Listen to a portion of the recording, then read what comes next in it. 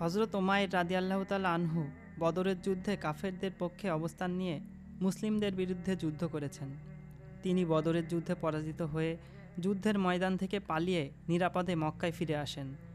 কিন্তু অন্যদিকে তার ছেলে ওহাব মুসলমানদের হাতে বন্দী হয়ে যায়।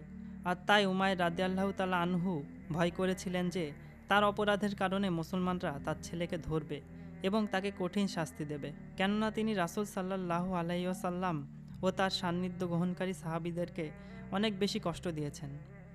এরই মধ্যে একদিন সকালবেলা উমাইর রাদিয়াল্লাহু তাআলা আনহু কাবাঘর তাওয়াফ করার জন্য ও মূর্তিদের থেকে বরকত হাসিল করার জন্য কাবার প্রাঙ্গণে গেলেন। তখন তিনি সেখানে সফওয়ান বিন উমাইয়াকে পাথরের নিকটে বসা অবস্থায় দেখতে পেলেন। তিনি তার দিকে এগিয়ে গিয়ে বললেন, সুপ্রভাত হে কোরাইশ সর্দার। সফওয়ান বলল, সুপ্রভাত হে আবু ওয়াহাব। বসো, আমরা কিছুক্ষণ কথা বলি, কেননা গল্প করলে সময় কেটে যায়। হযরত উমাইর তার নিকটে গিয়ে বসলেন। তারা বদর যুদ্ধ ও এর চরম পরাজয় নিয়ে কথা বলা শুরু করলেন। বদরের যুদ্ধে রাসূল সাল্লাল্লাহু আলাইহি ওয়াসাল্লাম ও তার সাহাবীদের হাতে বন্দী হওয়া কোরাইশদের সংখ্যা গণনা করতে লাগলেন। তারা দুঃখ প্রকাশ করতে লাগলেন ওই সকল কোরাইশ নেতাদের জন্য যারা বদরের প্রান্তরে মুসলমানদের হাতে নিহত হয়েছেন এবং তাদের লাশ কালিব নামক কূপে নিক্ষেপ করে মাটি চাপা দিয়ে অদৃশ্য করে দেওয়া হয়েছে। কথা বলতে বলতে সফওয়ান বিন উমাইয়া দীর্ঘ নিঃশ্বাস ফেলে বলল, আল্লাহর শপথ, তাদের মৃত্যুর পরে আমাদের বেঁচে থাকার আর কোনো সার্থকতা নেই। হযরত উমাইর বললেন, আল্লাহর শপথ, তুমি সত্য বলেছ। কিছুক্ষণ চুপ থাকার পর তিনি আবার বললেন, কাবার প্রতিপালকের শপথ করে বলি, যদি আমার এই ঋণগুলো না থাকতো যেগুলো আমি পরিশোধ করতে পারছি না, আর আমার অবর্তমানে আমার পরিবারের নিঃশেষ হয়ে যাওয়ার ভয় না হতো, তাহলে অবশ্যই আমি মুহাম্মদের নিকটে ছুটে গিয়ে তাকে হত্যা করতাম এবং তার এ দিন প্রচারকে স্তব্ধ করে দিয়ে মানুষকে তার ক্ষতি থেকে মুক্ত করতাম। এরপর নিচু স্বরে সফওয়ানের কানে কানে বলতে লাগলেন, আমার ছেলে তো তাদের হাতে বন্দী, আর এ কারণে আমি ইয়াসবির গেলে তারা কোনো প্রকার সন্দেহ করতে পারবে না। সফওয়ান একে একটি সুবর্ণ সুযোগ মনে করল। এই সুবর্ণ সুযোগ সে হারাতে চাইল না। সে উমাইরের দিকে তাকিয়ে বলল, হে উমাইর, তোমার সকল ঋণ তা যত বেশি হোক না কেন সেগুলো আমার দায়িত্বে, আমি তা পরিশোধ করে দেব। আর আমি যতদিন জীবিত থাকি ততদিন তোমার পরিবারের ভরণপোষণের দায়িত্বও আমার। আমার সম্পদের পরিমাণ এত বেশি যে তা দ্বারা তারা সকলে অনেক আরাম আয়েশে খেয়ে যেতে পারবে। তখন হযরত উমাইর বললেন, তাহলে তুমি এ বিষয়টি গোপন রাখবে, কাউকে তা অবগত করবে না। সফওয়ান বলল, তুমিও তা গোপন রাখবে। উমাইর অন্তরে মুহাম্মদ সাল্লাল্লাহু আলাইহি ওয়াসাল্লামের জন্য প্রতিশোধের আগুন জ্বলতেছিল। তিনি তার কথা অনুসারে উঠে পড়লেন এবং মদিনা যাওয়ার প্রস্তুতি নিতে লাগলেন। তার মদিনা ভ্রমণের ব্যাপারে কেউ সন্দেহ করবে এরূপ কোনো ভয় ছিল না, কেননা মক্কার কুরাইশ বন্দীদের আত্মীয় স্বজনরা তাদেরকে মুক্ত করার জন্য বারবার মক্কা মদিনার পথে আসা যাওয়া করছিল। উমাইর রাদিয়াল্লাহু তাআলা আনহু এর আদেশে তার তরবারিকে শান দিয়ে তকতকে ঝকঝকে করা হলো এবং তাতে বিষ মেখে খাপে পুরে নিল। তিনি তার বাহন প্রস্তুত করার নির্দেশ দিলেন। বাহন প্রস্তুত করা হলে তিনি বাহনে চড়ে বসেন এবং মদিনার উদ্দেশ্যে যাত্রা শুরু করেন। তিনি মদিনায় পৌঁছে রাসূল সাল্লাল্লাহু আলাইহি ওয়াসাল্লামের উদ্দেশ্যে মসজিদের দিকে অগ্রসর হতে লাগলেন। অতঃপর মসজিদের নিকটে এসে তিনি উট বসিয়ে তা থেকে মদিনার মাটিতে পদার্পণ করলেন। হযরত ওমর রাদিয়াল্লাহু তাআলা আনহু মসজিদে নববীর দরজার অদূরে অন্য সাহাবীদের সাথে বসা ছিলেন। তারা বদর যুদ্ধে বন্দী ও নিহতদেরকে নিয়ে আলোচনা করছিলেন এবং অমুসলিম মুজাহির ও আনসারদের সাহসিকতা ও বীরত্বের কথা বলছিলেন, আর তাদের প্রতি আল্লাহ তাআলা সাহায্য ও অনুগ্রহের কথা স্মরণ করছিলেন এবং তাদের দৃষ্টির সামনে আল্লাহর শত্রুদের যে কঠিন পরিণতি ও লাঞ্ছনা তারা দেখেছেন সেই সকল বিষয়ে তারা তুলে ধরলেন। হঠাৎ করে হযরত ওমরের দৃষ্টি গিয়ে হযরত উমাইর রাদিয়াল্লাহু তাআলা আনহু এর ওপর পড়ল। তখন তিনি তার বাহন থেকে নামছিলেন। তিনি তার তরবারি গলায় ঝুলিয়ে মসজিদের দিকে অগ্রসর হতে লাগলেন। হযরত ওমর রাদিয়াল্লাহু তাআলা আনহু তাকে আসতে দেখে উপস্থিত সাহাবায়ে কেরামদেরকে বললেন, এ কুকুর আল্লাহর শত্রু উমাইর বিন ওয়াহাব। আল্লাহর শপথ, সে কোনো না কোনো খারাপ মতলব নিয়েই এসেছে। সে মক্কায় মুশরিকদেরকে আমাদের বিরুদ্ধে ল্যালিয়ে দিত এবং বদরের পূর্ব পর্যন্ত সে তাদের গুপ্তচর হিসেবে কাজ করেছে।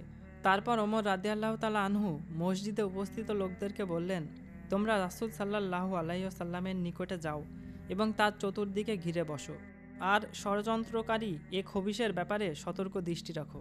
তারপর তিনি রাসূল সাল্লাল্লাহু আলাইহি ওয়াসাল্লামের নিকটে এসে বললেন, হে আল্লাহর রাসূল, আল্লাহর শত্রু উমাইর তরবারি ঝুলিয়ে এদিকে আসছে।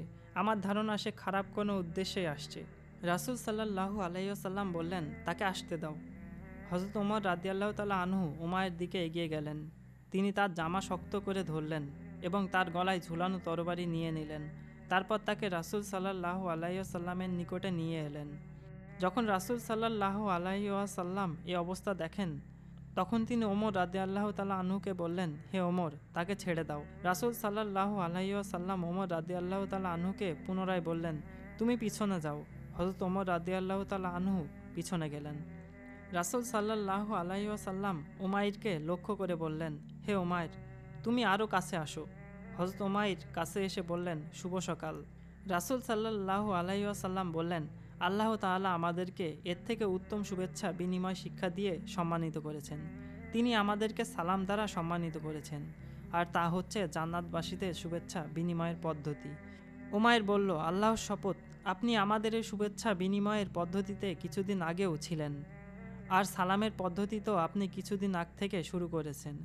রাসূল সাল্লাল্লাহু আলাইহি ওয়াসাল্লাম তাকে বললেন, হে উমাইর, তুমি কেন এসেছো?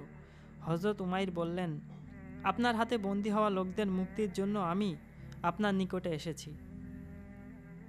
সুতরাং আপনি এ ব্যাপারে আমার প্রতি সদয় ব্যবহার করুন। রাসূল সাল্লাল্লাহু আলাইহি ওয়াসাল্লাম বললেন, তাহলে তোমার গলায় তরবারি ঝুলিয়ে আনার কারণ কি? তিনি বললেন, আল্লাহ তরবারিকে ধ্বংস করুক। সেটি কি বদরের প্রান্তে আমাদের কোনো উপকারে এসেছে? রাসূল সাল্লাল্লাহু আলাইহি ওয়াসাল্লাম বললেন, তুমি আমার নিকটে সত্য কথা বলো, তুমি কেন এসেছো? উমাইর বললেন, আমি এ কারণে এসেছি। রাসূল সাল্লাল্লাহু আলাইহি ওয়াসাল্লাম বললেন, বরং তুমিও সফওয়ান পাথরের নিকটে বসে বদরের নিহত নেতাদের নিয়ে আলোচনা করেছিলে। তারপর তুমি বলেছ, যদি আমার ঋণ না থাকতো এবং আমার পরিবার ক্ষুধার্ত থাকার ভয় না করতাম, তাহলে মুহাম্মদকে হত্যা করার জন্য আমি ছুটে যেতাম। তুমি আমাকে হত্যা করবে এ শর্তে সফওয়ান তোমার ঋণ ও তোমার পরিবারের ভরণ পোষণের দায়িত্ব নেয়। আর তোমার এ কথাগুলো আল্লাহ আমার কানে পৌঁছালেন। রাসূল সাল্লাল্লাহু আলাইহি ওয়াসাল্লামের কথা শুনে উমাইর রাদিয়াল্লাহু তাআলা আনহু হতভম্ব হয়ে গেলেন। এরপর তিনি আর অপেক্ষা না করে বললেন, আমি সাক্ষ্য দিচ্ছি আপনি অবশ্যই আল্লাহর রাসূল।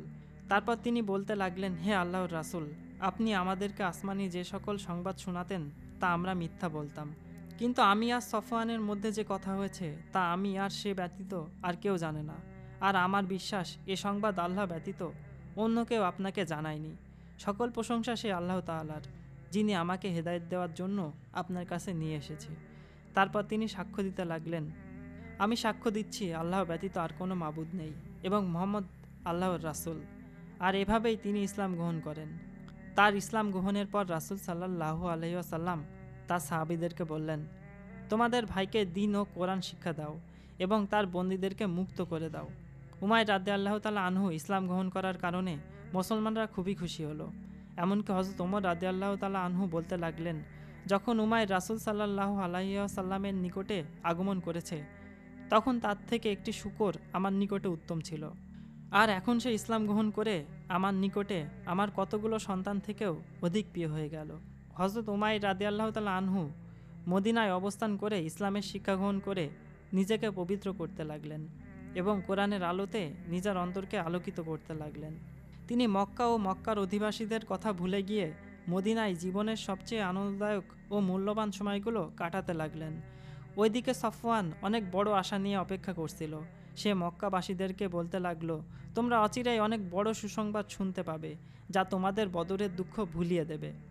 কিন্তু অনেক দিন অপেক্ষা করার পরও যখন উমাইর রাদিয়াল্লাহু তাআলা আনহু মক্কায় ফিরে আসেননি, তখন তার দুশ্চিন্তা ধীরে ধীরে বাড়তে থাকে।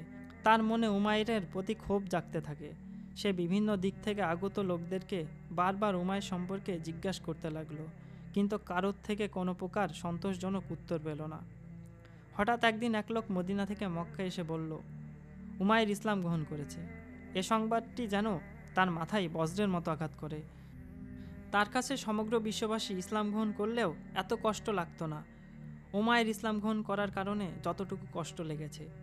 ওইদিকে উমাইর রাদিয়াল্লাহু তাআলা আনহু তার দিন শিকার পর এবং কোরআন থেকে কিছু আয়াত মুখস্থ করার পর রাসূল সাল্লাল্লাহু আলাইহি ওয়াসাল্লামের নিকটে এসে বললেন, হে আল্লাহর রাসূল, আমি ইসলাম গ্রহণ করার পূর্বে আমার জীবনে অনেক সময় আল্লাহর দ্বীনের বিরুদ্ধে কাজ করেছি এবং মুসলমানদেরকে অত্যাচার করেছি। আর এখন আমি তা পছন্দ করি।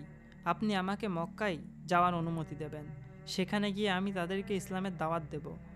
যদি তারা ইসলামের দিকে আসে তাহলে ভালো, আর যদি না আসে তাহলে আমি তাদেরকে শাস্তি দেব, যেমনিভাবে ইসলাম গ্রহণ করার পূর্বে মুসলমানদেরকে শাস্তি দিয়েছি। রাসূল সাল্লাল্লাহু আলাইহি ওয়াসাল্লাম তাকে মক্কায় যাওয়ার অনুমতি দিলেন। হযরত উমাইর রাদিয়াল্লাহু তাআলা আনহু মক্কায় গিয়ে সফওয়ানের ঘরে গেলেন। তিনি তাকে বললেন, হে সফওয়ান, তুমি কোরাইশ নেতাদের মধ্যে একজন এবং জ্ঞানীদের মধ্যেও তুমি অন্যতম। তোমার মতে এটা কি হতে পারে যে তুমি পাথরের মূর্তি পূজা করেছ এবং তাদের জন্য পশু জবাই করে উৎসর্গ করেছ? তা কি কোনো ধর্মের কাজে পড়ে? আর দেখো, আমি সাক্ষ্য দিচ্ছি আল্লাহ ব্যতীত কোনো উপাস্য নেই এবং মুহাম্মদ সাল্লাল্লাহু আলাইহি ওয়াসাল্লাম আল্লাহর রাসূল। এভাবে হযরত উমাইর রাদিয়াল্লাহু তাআলা আনহু মক্কায় ইসলাম প্রচার করতে লাগলেন। তার আহ্বানে সাড়া দিয়ে আল্লাহর অনেক বান্দা ইসলাম গ্রহণ করেন। আল্লাহ হযরত উমাইর রাদিয়াল্লাহু তাআলা আনহুকে উত্তম প্রতিদান দান করুন এবং তার কবরকে নূরে উজ্জ্বল করুক। আমিন।